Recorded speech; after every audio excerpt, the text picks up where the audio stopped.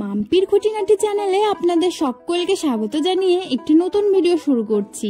আমি না এমনি শাক ভাজা খেতে একদমই পছন্দ করি না, তবে আমার মা এই শাক দিয়ে যদি একটু নিত্য নতুন রেসিপি করে দেয়, মানে এই শাকটা দিয়ে যদি আমার মা চচ্চড়ি করে দেয় না, আমার আর কোনো কিছুই লাগবে না। এই শাক দিয়ে আমি সব ভাত খেয়ে নেব।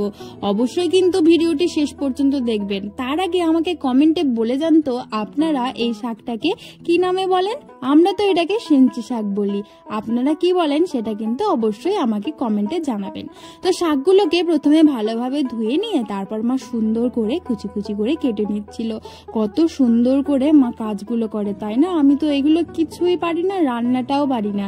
আমি এখন এই ভিডিও করতে করতে আস্তে আস্তে শিখছি। রান্নাগুলো কিন্তু সব আমার মা আর বৌদিই করে, আমি শুধু ভয়েসগুলো করি। ব্যাস, তো শাকটা কাটা হয়ে গেছে। আর এখানে ছোট মাছ নেওয়া ছিল, মাছগুলোকে ভালোভাবে ভেজে রাখা ছিল। এখানে লঙ্কাগুলো কিছুটা পরিমাণে থেতো করা ছিল, আর ছিল চিড়ে রাখা ছিল রসুনটা কিন্তু বেটে নিতে হবে। কড়াইয়ের মধ্যে তেল গরম করে থেতো করে রাখা আর চিড়ে রাখা কাঁচা লঙ্কাটা দিয়ে এর মধ্যে কুচি করে কেটে রাখা শাকগুলোকে দিয়ে দেওয়া হলো। এরপর দিয়ে দিতে হবে স্বাদ মতো লবণ আর পরিমাণ মতো হলুদ গুঁড়ো। তারপর এটাকে ভালোভাবে নাড়াচাড়া করে নিতে হবে। এই এক কড়াই ভর্তি শাকটাও কেমন ম্যাজিকের মতন করে অর্ধেকটা পরিমাণে হয়ে গেল। দেখুন তো, প্রথমে দেখে মনে হবে কি কড়াইতে আটলোই না, তারপর কড়াইয়ে পড়ার সঙ্গে সঙ্গে একদম জল বেরিয়ে অর্ধেকটা পরিমাণে হয়ে যায়। শাকের থেকে বেশ অনেকটা পরিমাণে জল বেরিয়ে এসছে। এরপর এই জলটা দিয়ে কিন্তু শাকটা ভালোভাবে সেদ্ধও হয়ে যাবে।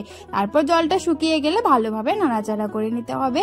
আপনারা যদি আগে এই রেসিপিটা ট্রাই করে থাকেন তাহলে সেটা আমাকে অবশ্যই কমেন্ট করে জানাবেন।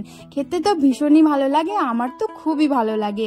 দেখতেই পাচ্ছেন শাকের থেকে অনেকটা পরিমাণে জল শুকিয়ে গেছে। তারপর আগে থেকে ভেজে রাখা যে মাছগুলো ছিল সেই মাছটাকে দিয়ে দেওয়া হলো, দিয়ে নাড়াচাড়া করে নিতে হবে। আপনারা চাইলে এখানে মাছের ডিম বা মাছের মাথা দিয়েও কিন্তু করতে পারেন। যে রসুনটা রাখা ছিল সেই রসুনটাকে ভালোভাবে বেটে নিয়ে শাকটা হয়ে গেলে তারপর রসুন বাটাটা দিয়ে ভালোভাবে নাড়াচাড়া করে মিশিয়ে নামিয়ে নিলেই কিন্তু তৈরি হয়ে যাবে সেঞ্চি শাকের চচ্চড়ি, যেটা গরম গরম ভাতের সঙ্গে খেতে ভীষণ ভালো লাগে। আপনারা এই শাকটাকে কি বলেন সেটা কিন্তু আমাকে কমেন্টে অবশ্যই জানিয়ে যাবেন। ব্যাস, শাকটা রেডি হয়ে গেছে, এরপর নামিয়ে নিন, তাহলেই হয়ে গেল। তো আমার চ্যানেলের ভিডিওগুলো যদি আপনাদের ভালো লেগে থাকে তাহলে প্লিজ চ্যানেলটিকে সাবস্ক্রাইব করে আমার পাশে থাকবেন। আর ফেসবুক পেজ থেকে দেখে থাকলে পেজটিকেও অবশ্যই ফলো করে দেবেন। ভালো লাগলে আরো বন্ধুদের সঙ্গে শেয়ার করবেন, লাইক করবেন, কমেন্ট করবেন। সকলে ভালো থাকবেন, সুস্থ থাকবেন। আরো একটি নতুন ভিডিওর সঙ্গে দেখা হচ্ছে।